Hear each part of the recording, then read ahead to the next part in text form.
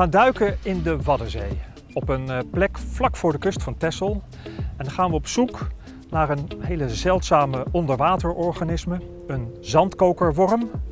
De wetenschappelijke naam is Sabellaria. En dat is een hele bijzondere kokerworm, want die bouwen hun kokers aan elkaar vast tot een soort rif van zandsteen. Vroeger waren ze heel algemeen in de Waddenzee. Nu zijn ze er misschien niet meer, maar als er een plek is waar we ze kunnen vinden, dan is het hier. We gaan op deze locatie duiken naar die Sabellaria-wormen. Deze locatie voldoet aan alle voorwaarden waar die wormen het liefst leven. En dan blijkt dat ze graag zitten op de wanden van geulen, op de helling van een geul. En we zitten hier bovenop zo'n helling van een geul en ook een hele snel stromende geul. En tot slot zitten er hier grote stenen op de bodem. Dus het is hard substraat waar de larven van die wormen zich aan kunnen hechten. Dus van hieruit zou het heel goed zijn om zo'n rif verder op te bouwen.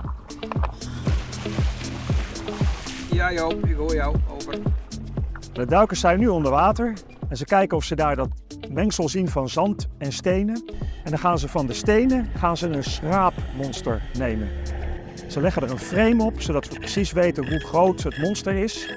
En dan schrapen ze met een plamuurmes alle organismen die daarop leven, alle zeeanemoontjes en pokken en alles wat er leeft, misschien ook wel mosselen, schrapen ze van die steen af en dan weten we precies wat er allemaal aan hard substraatfauna, heet dat, hier leeft. We willen dit weten omdat die Sabellaria-riffen heel erg belangrijk zijn voor de biodiversiteit van de Waddenzee.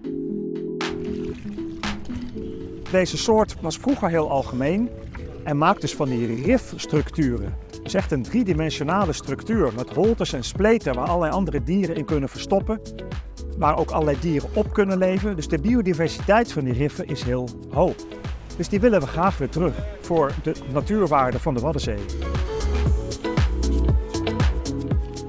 Nou, we zijn klaar met vandaag. We hebben helaas geen Sabellaria gevonden op de plek waar we hebben gezocht.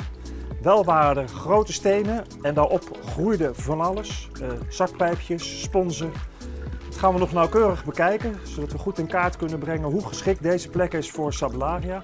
En ja, mocht het dan deze plek niet geschikt zijn, dan gaan we verder zoeken. Maar het zou heel mooi zijn als we kunnen werken naar herstel van deze soort.